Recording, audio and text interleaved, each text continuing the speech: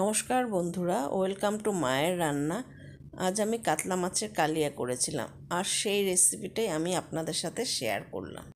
কাতলা মাছের কালিয়া করার জন্য আমি কাতলা মাছের পেটি নিয়েছি। পেটিগুলো ভালো করে ধুয়ে পরিষ্কার করে নুন হলুদ মেখে ভেজে নেব। মাছ ভাজা হয়ে গেছে। সেই মাছ ভাজা তেলে আমি জিরে ও তেজপাতা ফোড়ন দিয়ে আমি সমস্ত মশলাগুলো দিয়ে কষিয়ে নেব।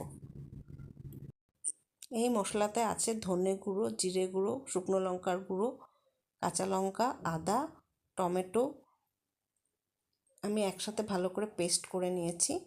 তারপর একটু 1 চামচ হলুদ আর 1 চামচ নুন দিয়ে আমি মশলাটাকে খুব ভালো করে কষিয়ে নেব।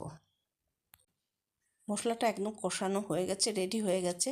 এবার আমি এখানে একটু গরম জল দেব ঝোলের জন্য। আমি একটু গরম জল করে রেখেছিলাম।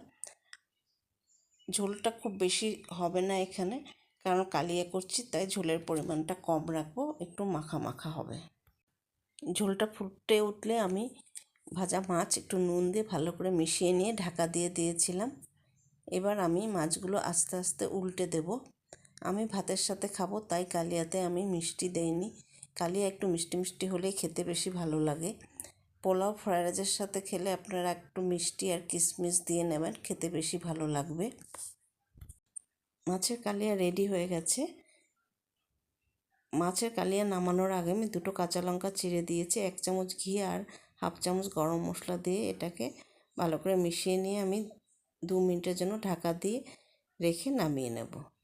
আমার এই রেসিপিটা আপনাদের কেমন লাগলো আমাকে কমেন্ট করে জানাবেন।